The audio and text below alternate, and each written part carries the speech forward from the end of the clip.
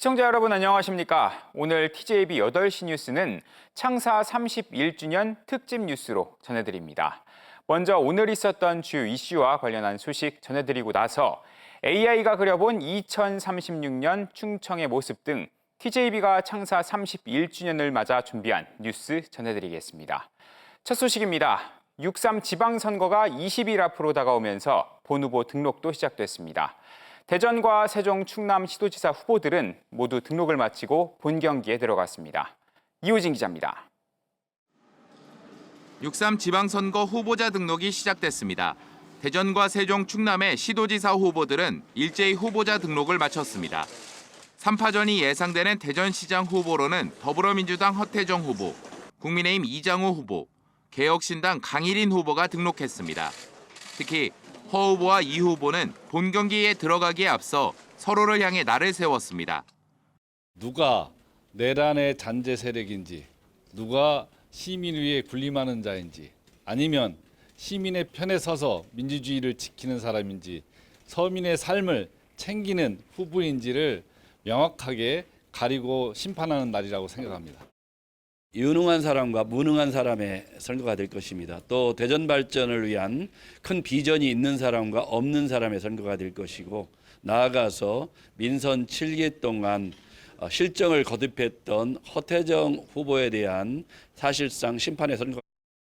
세종에서도 민주당 조상호 후보와 국민의힘 최민호 후보, 개혁신당 하원희 후보가 세종시장에 도전장을 내밀었습니다. 조 후보는 집권 여당의 후보임을 강조했고, 세종시 정상화를 위해서 최선을 다하겠습니다. 집권 여당의 당당한 후보로서 행정수도 완성, 자족기능 확충, 시민의 삶의 질 향상을 위해서 최선을 다하겠습니다. 최 후보는 현직임을 내세워 지지를 호소했습니다. 저의 능력, 경험, 그리고 저의 시민들에 대한 진심을 생각하신다면 경험과 진정성을 가지고 있는 최민호를 선택해 주실 것을 바라고 있습니다. 충남에서도 후보 등록이 이어졌습니다. 민주당 박수현 후보는 직접 선관위를 찾아 등록을 했고, 국민의힘 김태흠 후보는 대리인을 통해 등록을 마쳤습니다. 후보들은 오는 21일부터 13일 동안 진행되는 공식 선거운동에 나서게 됩니다. TJB 이호진입니다.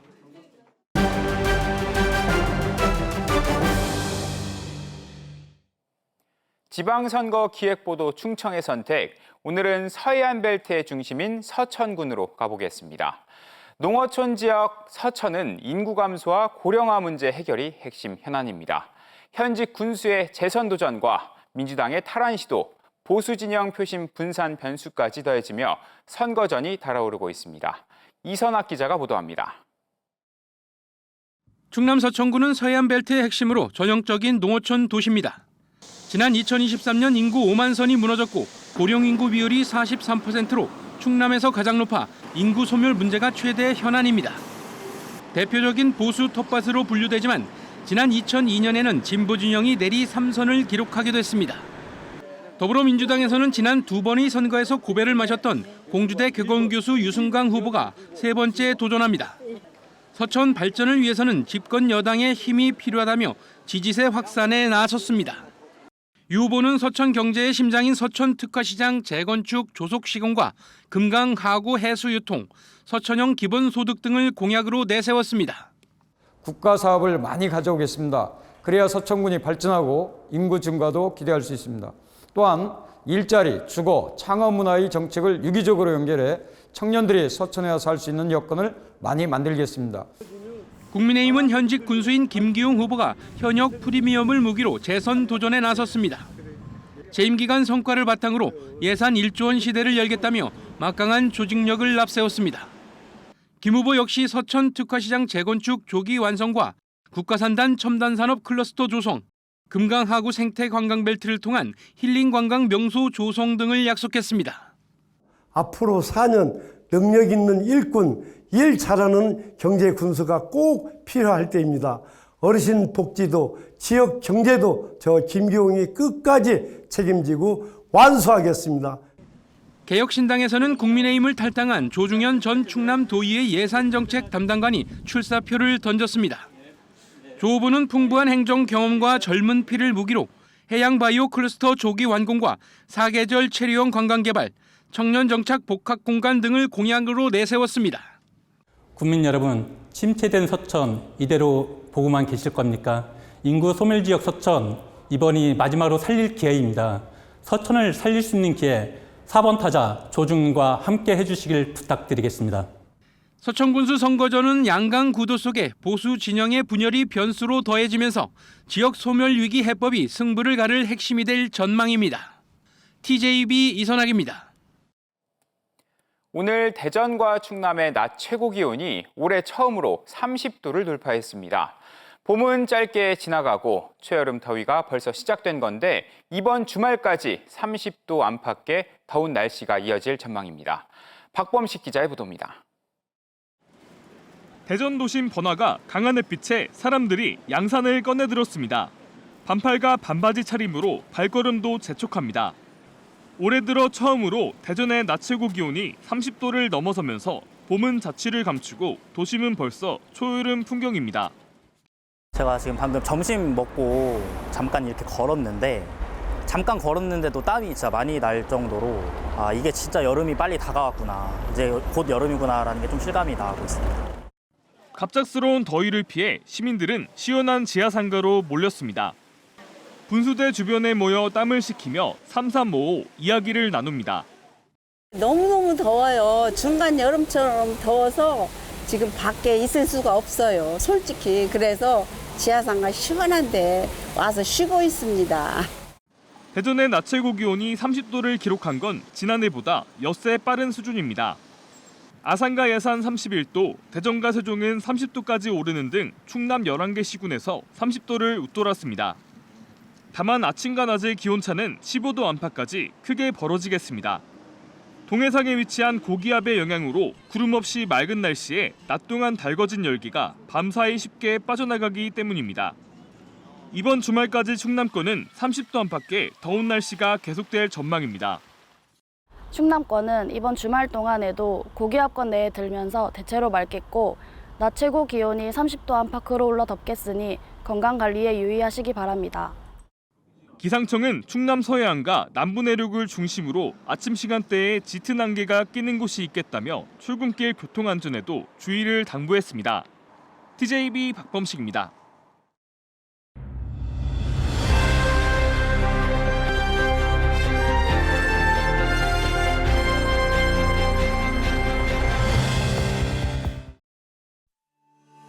안녕하세요. TJB 창사 31주년을 맞아 인사드립니다. 10년 뒤 충청의 미래는 어떤 모습일까요? AI와 드론 기술을 활용해 2036년 대전 세종 충남의 모습을 저와 함께 살펴보실까요? 이곳은 2036년 대전입니다. 도심 한가운데를 가로지르는 수소 트램이 대전 도심도로 위를 시원하게 달립니다. 교통 혼잡은 줄고 탄소 배출은 사라진 거리. 2036년 대전은 친환경 모빌리티 도시로 완전히 탈바꿈했습니다. 대덕연구개발특구를 중심으로는 AI와 우주, 바이오 기술이 결합된 미래 산업이 도시 전반으로 확산되며 연구소와 기업, 창업 생태계가 유기적으로 연결된 대한민국 혁신의 실험실로 자리 잡았습니다. 2036년 행정수도 세종은 어떤 모습일까요?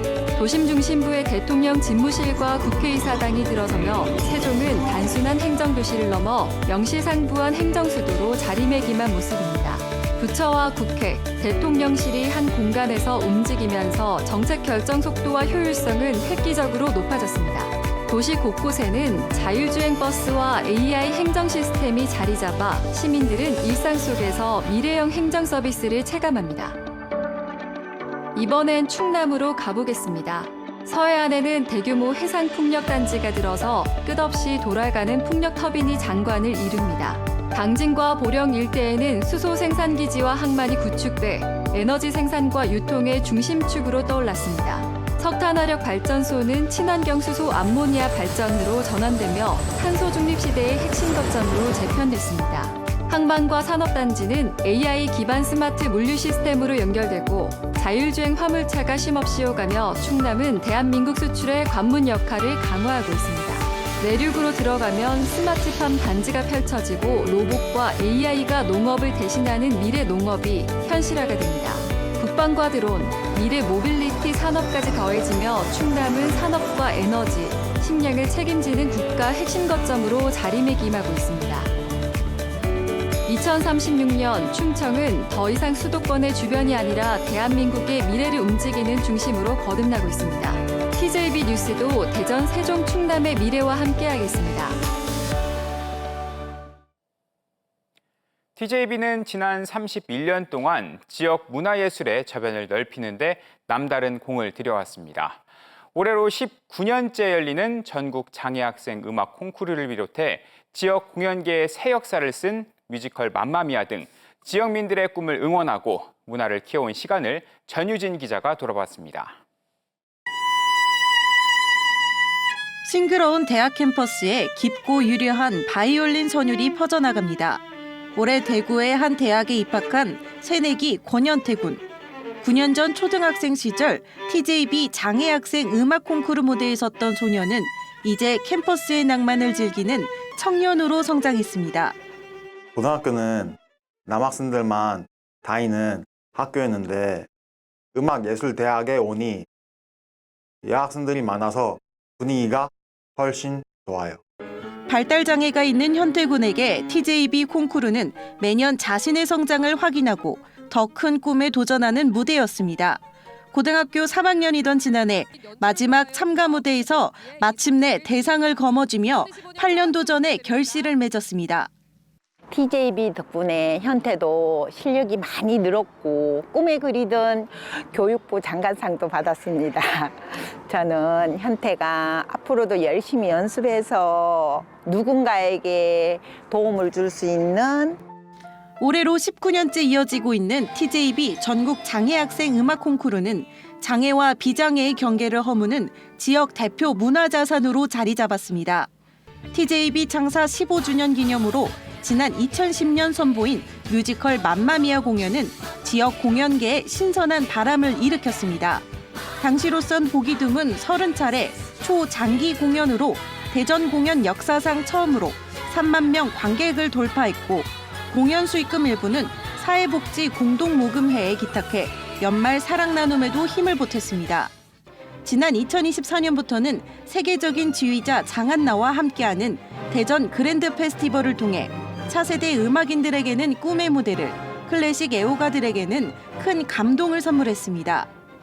기대했던 그 이상의 모습으로 지휘를 하실 때 정말 감동과 그 열정을 가까이서 느낄 수 있었습니다. 아울러 올해는 세계적인 팝아트 거장 앤디 워홀 특별전을 통해 지역민들에게 새로운 문화적 영감과 즐거움을 선사하고 있습니다.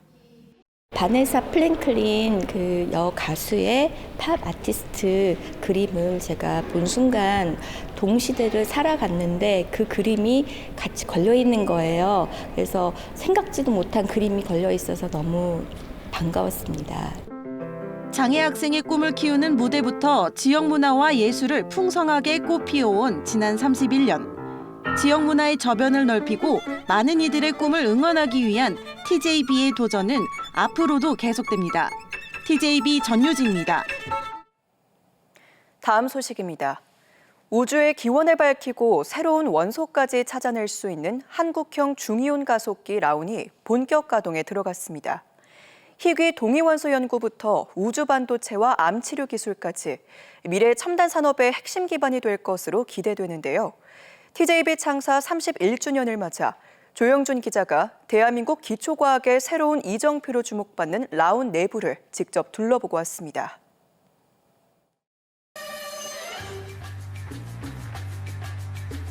연구진 인솔을 받으며 들어간 출입 통제 구역.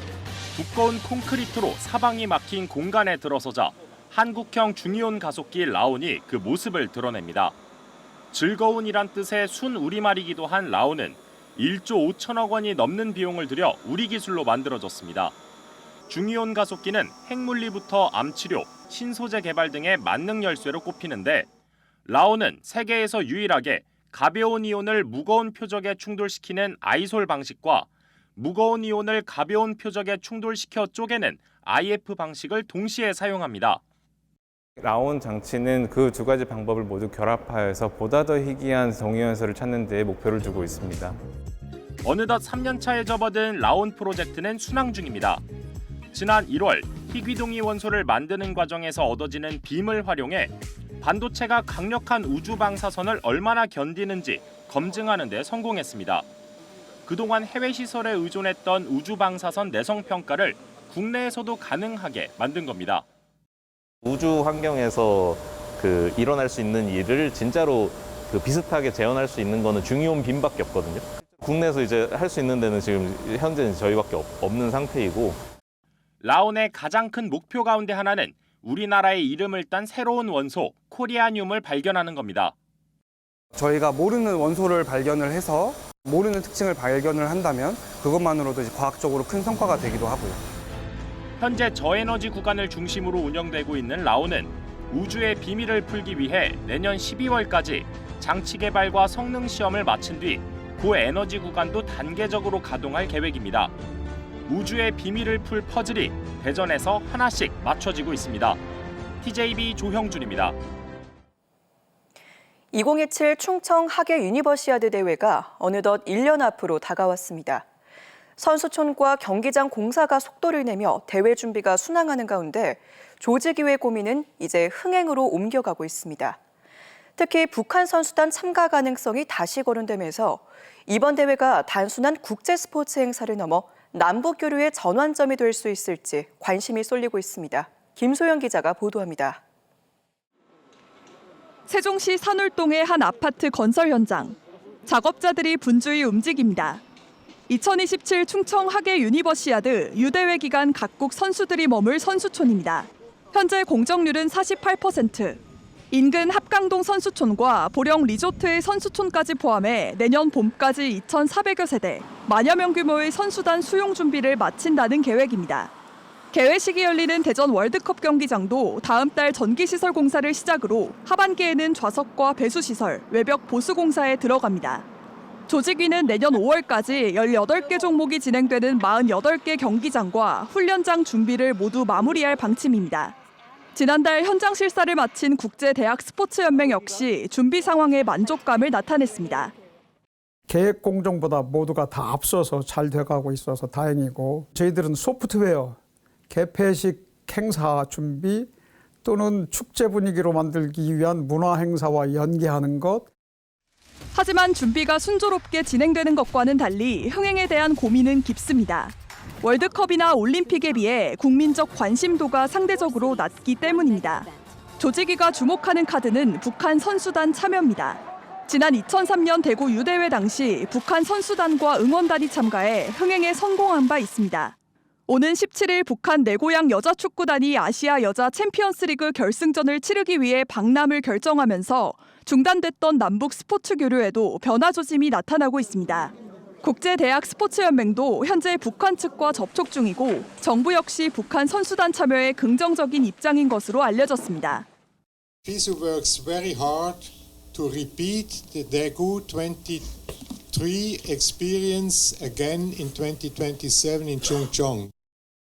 북한 선수단 참여는 흥행과 더불어 예산 확보에도 큰 도움이 될 전망입니다. 현재 전체 사업비 5,600억 원 가운데 최대 1,000억 원가량 재원 확보가 필요한 상황. 북한 참가가 흥행으로 이어지면 나당을 겪고 있는 기업 후원도 탄력이 붙을 것으로 기대하고 있습니다. 내년 8월 열리는 충청 유대회가 북한 선수단 참여로 지역을 넘어 세계인의 축제가 될 수 있을지 주목됩니다. TJB 김소영입니다.